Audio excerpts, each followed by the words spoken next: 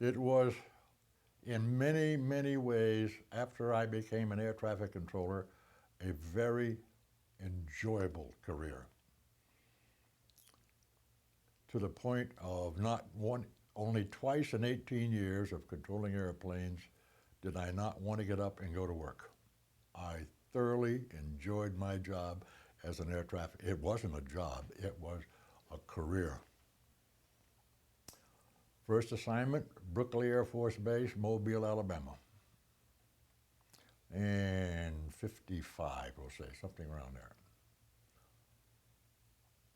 I guess they found out that I was going to be some kind of a smart mouth air traffic controller. The Navy has a small twin engine airplane called an SNB. I gave this SNB landing information at Brooklyn. A C-124 Globemaster called a few minutes later wanting the same information, and I gave it to him. And I told him he was going to be the number 2 airplane to follow the SNB downwind. And his tower, what's an SNB? A small Navy bomber. And the war was on from that day to this. I went to Europe in 58. I was at Burtonwood, RF Station Burtonwood, there for about a year till they closed it, and then I went to a place called Anglia Control. It was a radar facility. We controlled aircraft with radar for the last 3 years I was in Britain. Again, enjoying it very much. The British people are fantastic. You get to know them. From there, back to the States, the Altus Air Force Base in Oklahoma. Again, very uneventful. And then it became very eventful when I got shipped to Southeast Asia. Went to Saigon, and Saigon at that time, and probably still today, or Tan Son Nhut is the name of the airport, is a civilian airdrome. But we still conducted combat operations off that airport, mixing in with commercial airliners. Here comes the sad part about being at Saigon. I'm reading the Stars and Stripes one morning in the tower, and right down here, below us, is the ramp.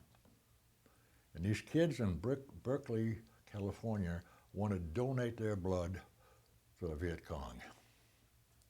Again, right down there at my feet is 4 flatbed trailers loaded with coffins, metal coffins.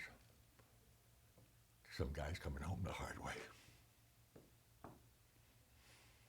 A hard day to remember, but it happened. And then the funny part comes into being at Saigon. An Army OV-1, that's a prop job for the Army, declares an emergency. He's got to land, going to land without his nose wheel. So we get the runway foamed. Mind you, this is a civilian airdrome. It takes a lot of coordination. Finally get it all done. All the equipment gets off the runway, and it's down to 4,000 feet down from where he is.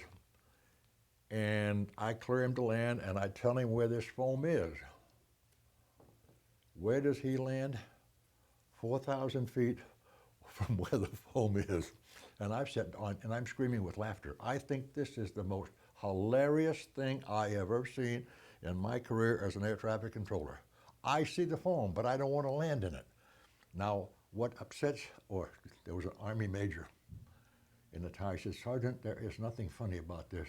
And I said, "Major, if you Army types just stayed a walking, we'd be a hell of a lot better off." And the war was really on between me and that major.